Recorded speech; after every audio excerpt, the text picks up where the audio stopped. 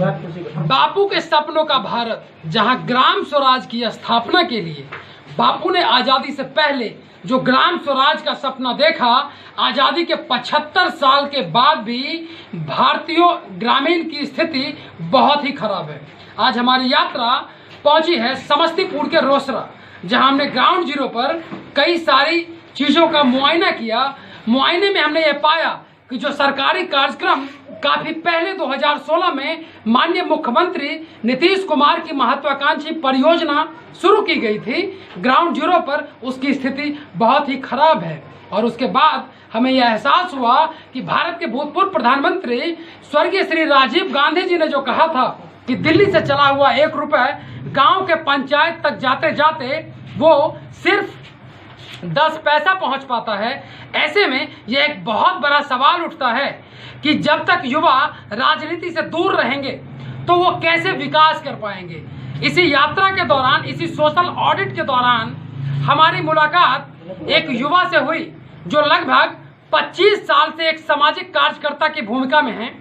जब हमने उनसे जाना कि विकास का ये हाल क्यों है, तो उनका जवाब यह था कि विकास का पैमाना तो अच्छा है, लेकिन सरकारी कार्यक्रम में व्याप्त भ्रष्टाचार जनप्रतिनिधियों की दूरदर्शिता के कारण हुई। हमारी यात्रा में उन युवा का स्वागत है। सबसे पहले आपका स्वागत है, अपना नाम बताइए और अपने पंचायत का नाम बताइए। बबलू शर्मा, चट्ठा पूरब।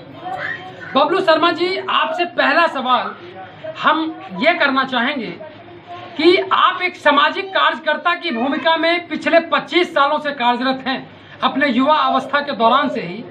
ऐसा क्या लगा कि सामाजिक कार्यकर्ता की भूमिका पूरी नहीं हो है, अब आपको एक राजनीतिक कार्यकर्ता की भूमिका में अपने आप को लाना जरूरी समझे और चुनाव लड़कर जनसेवा करना चाहे?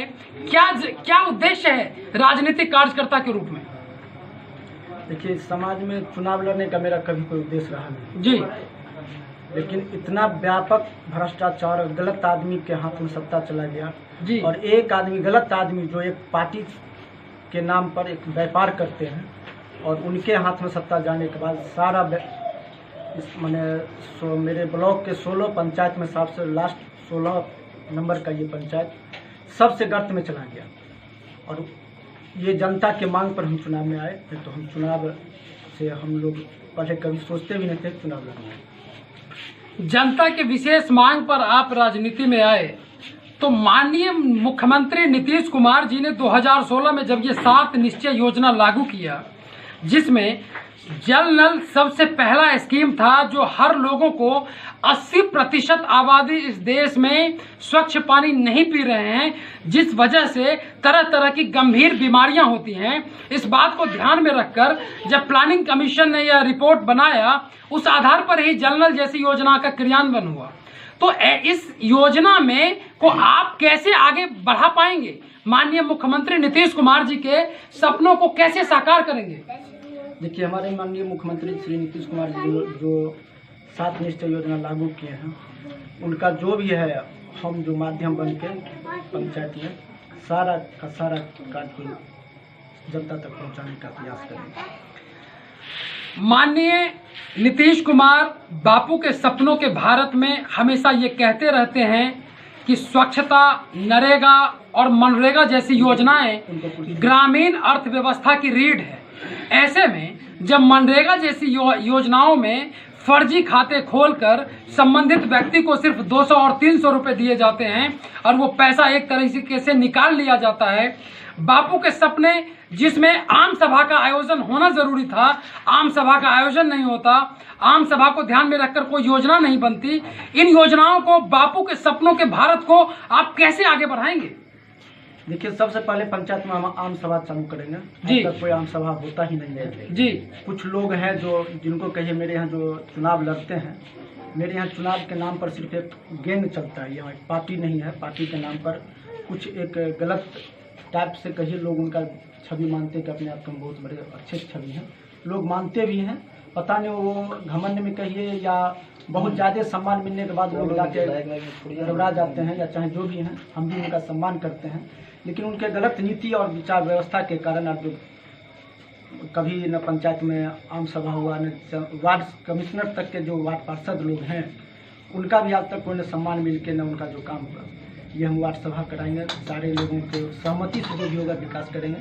जैसे मनरेगा की बात है, मनरेगा में जितना भी लोग काम करवाए और कुछ लोग कहते हैं कि हम मजदूर के नेता हैं, आज तक जितना भी मजदूर में मनरेगा से जितना भी काम हुआ है, एक भी आदमी का सही लोगों का पेमेंट नहीं हुआ, सारा का सारा पैसा उठ गया। चाहे मनरेगा में कब्रिस्तान का काम हो या फिर अभी अगर 2-4 लोग को टाइम दीजिएगा तो हम बुला देंगे, जिसके नाम जो मजदूर ओरिजिनल में 10-5 अगर मजदूर कभी काम किया तो उसका तक पेमेंट नहीं हुआ, और गलत आदमी के नाम से पेमेंट उठ के सारा का सारा, ये मेरे रीजन में नहीं होता।